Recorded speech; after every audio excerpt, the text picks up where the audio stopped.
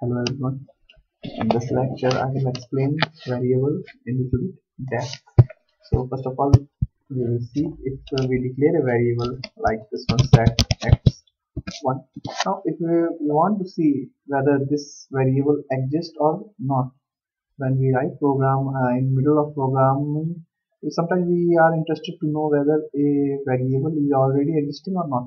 So in that case, there is a command in TCL info exist and name of variable. So if you execute this command, if this command returns 1, so what we want to do, okay, let's first save this file. So we are saving on desktop.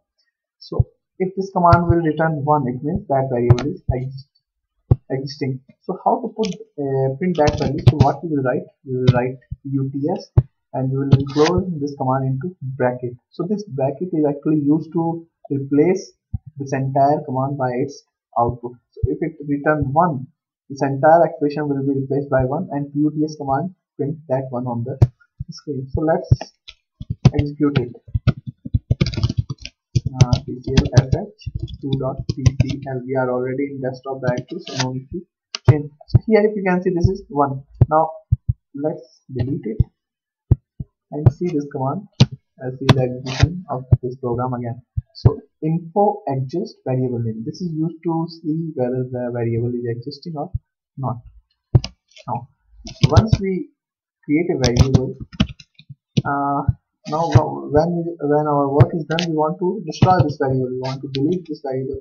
So what we can do, here there is a command unset command. So this command will delete that variable. So here if you look at this program here, we are creating a variable, we are assigning value 10, but this command is deleting that variable. So now there is no variable existing with name x. So if we run this program again, it returns 0 because that variable is actually destroyed. Okay, so in case if you want to fetch all the variable declared in your program, you can use like in order to check that command, first run tclsh and then run info var. So it will return all the variable currently set in the TCL interpreter. So if you can see, there are a number of variables which are used by TCL interpreter.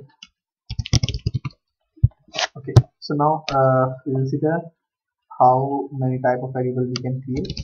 So this is a basic type, we are assigning a value, and this is considered as a scalar. Another, if we create a variable like this one, b basis 1 and let's say John. So this is created as a array and this is the index. So b1, b2, b3, so on. So this will be considered as an array. Now once we are having a variable, we can assign value of that variable to another variable. So we can write like this one. So dollar symbol is used to fetch value of a variable, and this expression actually is similar to this one. So set command we have already seen. Set command is used to assign a value, plus if value is not specified, in that case it is used to return, it is used to fetch value of this variable. So this set command will fetch the value of a, which is 12, and this bracket will replace this entire command by its output 12. So 12 will be assigned to b.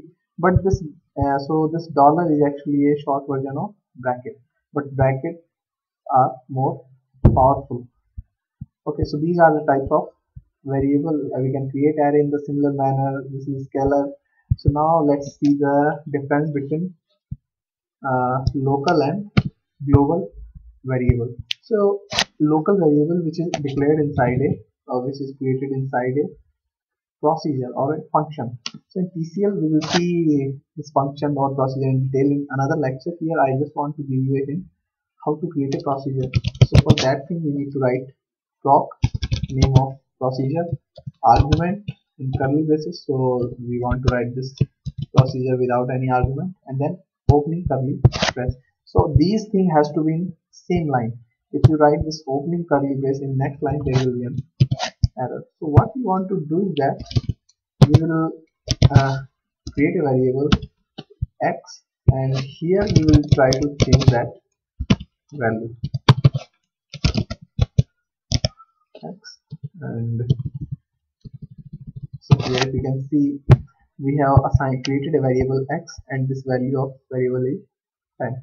Here we change this value to 20, but the thing is that whenever we use this set command inside a procedure, it created a new variable x, which is a local variable. So here this x is a local variable, this x is a global variable. If you want to see the difference, let's call this function.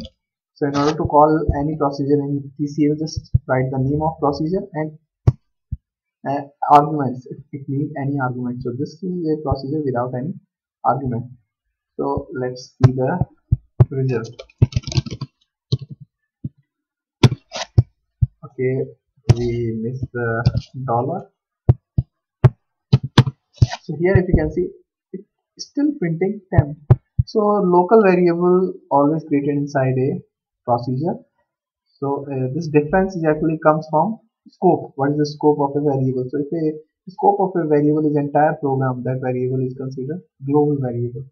And in case of local variable, here the scope of this variable only this procedure. That's why this is a local variable. Now let's say we want to access this, we want to change the value of a global variable inside the procedure. So there are two ways to do this thing. First way, we have to write global x.